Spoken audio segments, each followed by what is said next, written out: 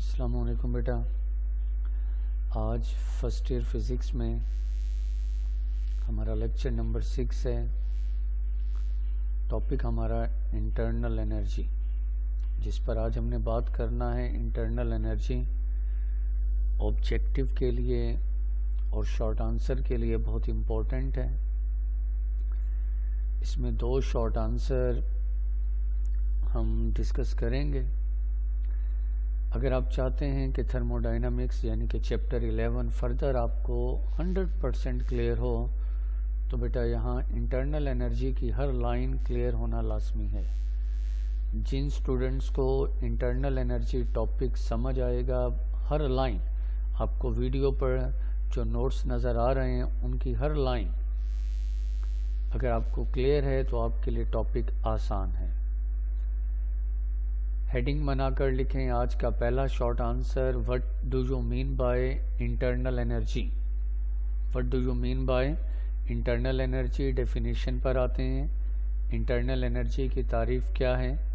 The sum of all forms of molecular energies, kinetic energy and potential energy of a substance is termed as its internal energy. Internal energy क्या करना है? आपने sum लेना है।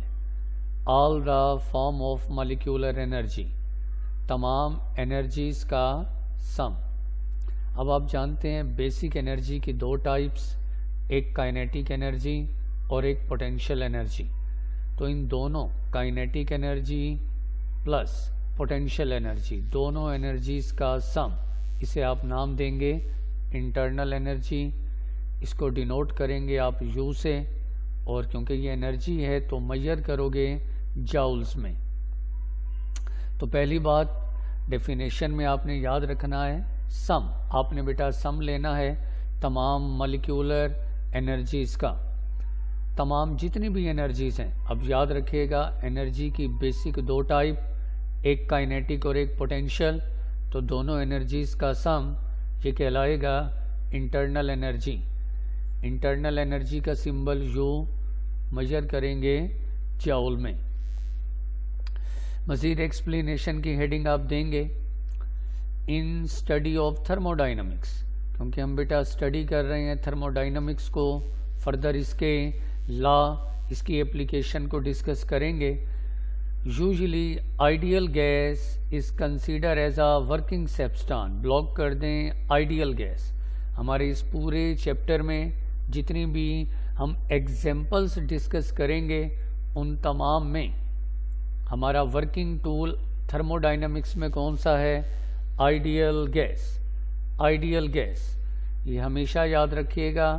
Thermodynamics में आगे further जितने टॉपिक आएंगे उनमें हमारी वर्किंग टूल, हथियार क्या है? Ideal gas.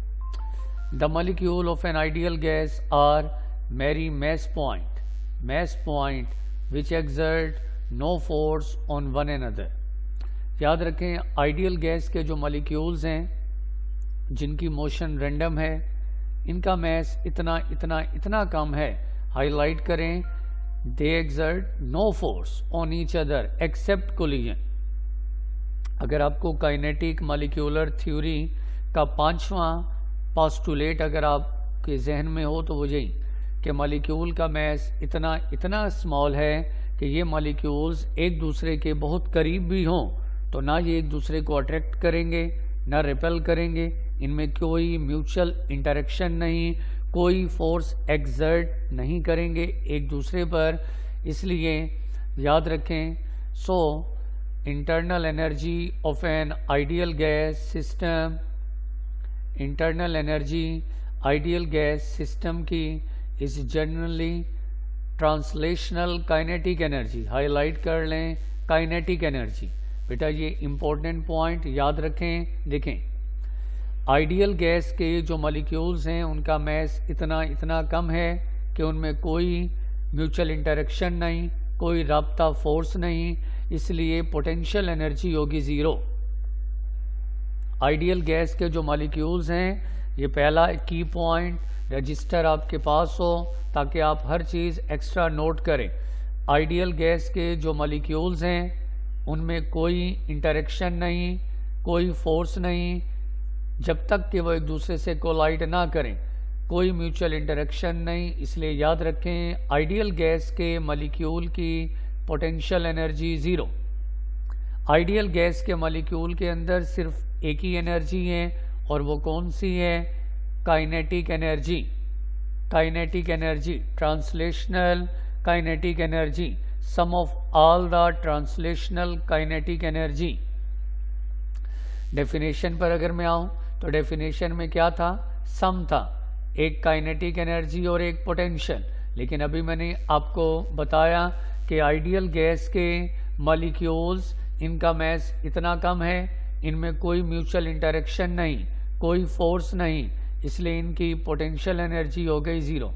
पोटेंशियल तो हो गई ज़ीरो, ख़त्म, तो बाकी क्या रह गई? Only kinetic energy. तो इंटरनल एनर्जी दर हकीकत kinetic energy, translational kinetic energy. तो तवज्जो कर लें, आइडियल गैस हमारा थर्मोडाइनमिक्स के अंदर आइडियल गैस वर्किंग टूल है। आइडियल गैस के मॉलिक्यूल की याद रखना है पोटेंशियल एनर्जी ज़ीरो, इनमें सिर्फ एक ही एनर्जी है और वो है ट्रांसलेशनल काइनेटिक एनर्जी। बेटा रजिस्टर पर नोट करो, गैसेस होती हैं दो तरह की, एक होती है आइडियल गैस, एक होती है रियल गैस। ये याद रखना, ये नोट कर लें, एक आइडियल गैस, एक रियल गैस। आइडियल गैस के अंदर मॉलिक्यूल्स एक दूसरे पर कोई फोर्स एक्सर्ट नहीं करते, इसलिए आइडियल गैस के मॉलिक्यूल की पोटेंशियल एनर्जी ज़ीरो और उनमें सिर्फ एक ही एनर्जी है और वो है काइनेटिक ट्रांसलेशनल काइनेटिक एनर्जी, जो कि फर्दर आगे प्रूफ करते हैं, बताएंगे, जो डिपेंड करती है टेम्परेचर पर, टेम्परेचर डिपेंडेंट। इसके बरक्स एक और गैस होती है रियल गैस। रियल गैस के अंदर ट्रांसलेशनल, रोटेशनल और वाइब्रेशनल तीन तरह की काइनेटिक एनर्जी है। याद रखना आइडियल गैस में सिर्फ क्या होती हैं? ट्रांसलेशनल, जबकि रियल गैस में क्या होती हैं? ट्रांसलेशनल, रोटेशनल, वाइब्रेशनल, तीन एनर्जीज हैं। और रियल गैस डिपेंड करती है टेम्परेचर, प्रेशर, वॉल्यूम पर। आइडियल गैस सिर्फ डिपेंड करती है ओनली टेम्परेचर पर, जबकि इसके बरक्स रियल गैस डिपेंड करती है तीन फैक्टर, टेम्परेचर, प्रेशर, वॉल्यूम। तो यही बात हमने यहाँ याद रखनी है। Internal energy of an ideal gas is generally translational kinetic energy of the molecule.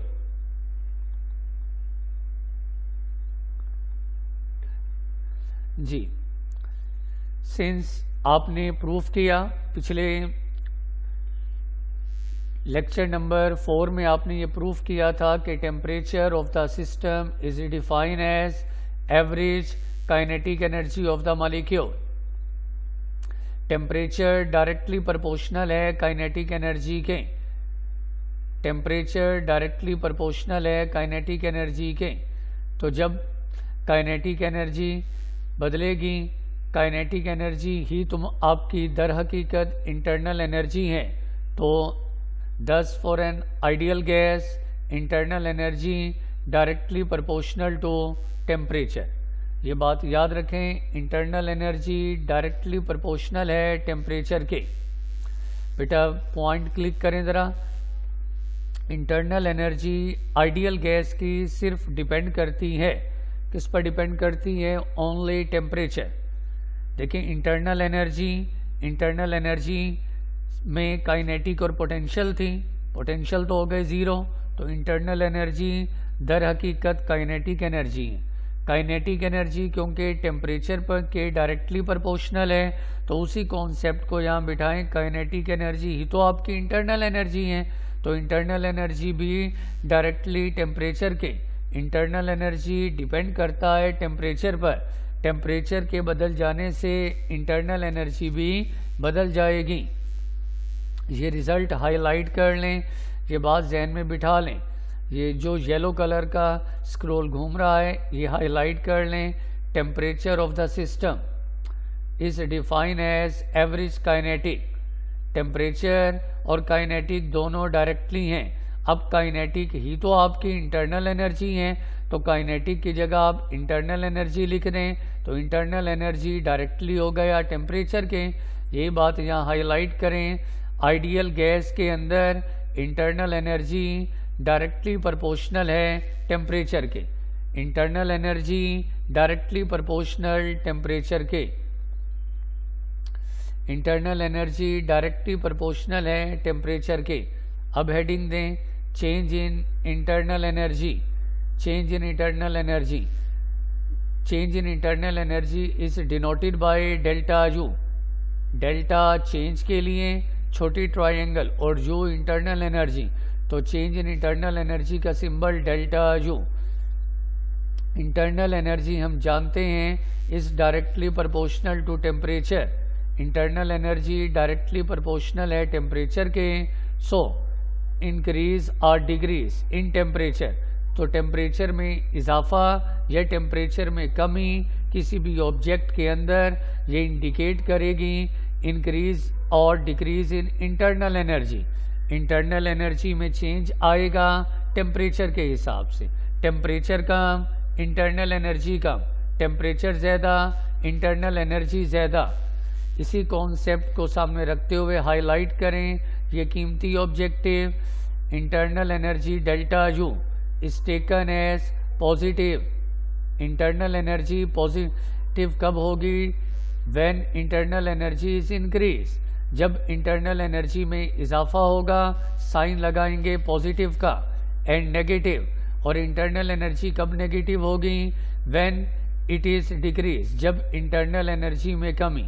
तो बेटा ये याद रखना है, ये अहम ऑब्जेक्टिव हैं। इंटरनल एनर्जी इंक्रीज और इंटरनल एनर्जी डिक्रीज। जब भी इंटरनल एनर्जी इंक्रीज इजाफा होगा तो साइन पॉजिटिव का, और जब भी इंटरनल एनर्जी में कमी आएगी तो साइन आप लगाएंगे नेगेटिव का। ये न्यूमेरिकल में भी, अगले टॉपिक में भी ये साइन कन्वेंशन अलामतें आपको याद हों। डेल्टा यू किसका सिंबल है? चेंज इन इंटरनल एनर्जी का। इंटरनल एनर्जी डिपेंड करती है टेम्परेचर पर। टेम्परेचर कम, इंटरनल एनर्जी कम। टेम्परेचर बढ़ता जाएगा, इंटरनल एनर्जी में भी इजाफा। तो इंटरनल एनर्जी में जो चेंज है डेल्टा यू, ये पॉजिटिव भी होगा नेगेटिव भी एक वक्त में एक। Internal energy delta you, change in internal energy, ये पॉजिटिव कब होगी? जब इंटरनल एनर्जी में इजाफा। और change in internal energy negative कब होगी? जब इस change in internal energy decrease होगी। इसी तरह बेटा फर्दर आगे ये एक दो और इम्पोर्टेंट पॉइंट्स हैं, इनको भी आप देख लें। एक, it is important to note energy can be added to a system. Energy किसी भी सिस्टम में दाखिल की जा सकती है even through no heat transfer.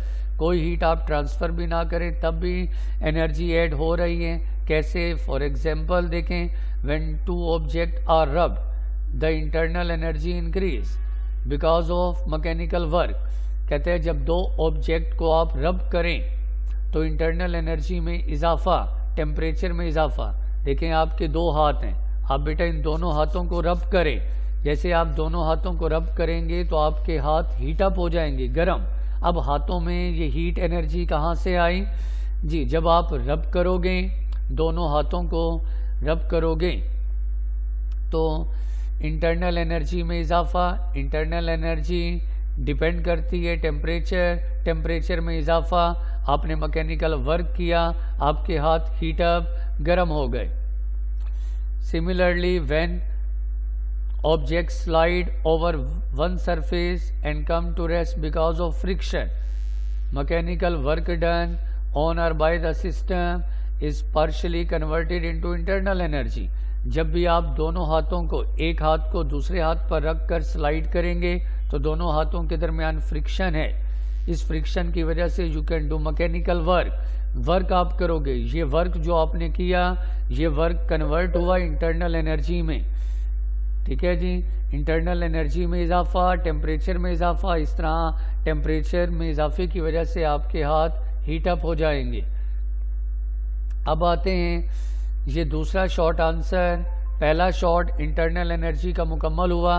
अब बेटा दूसरा शॉर्ट आंसर क्वेश्चन बनेगा, show that internal energy is a state function, या फिर क्वेश्चन बनेगा show that internal energy is independent of path. Internal energy या पूछेगा स्टेट फंक्शन है, या पूछेगा इंटरनल एनर्जी इंडिपेंडेंट है पाथ से।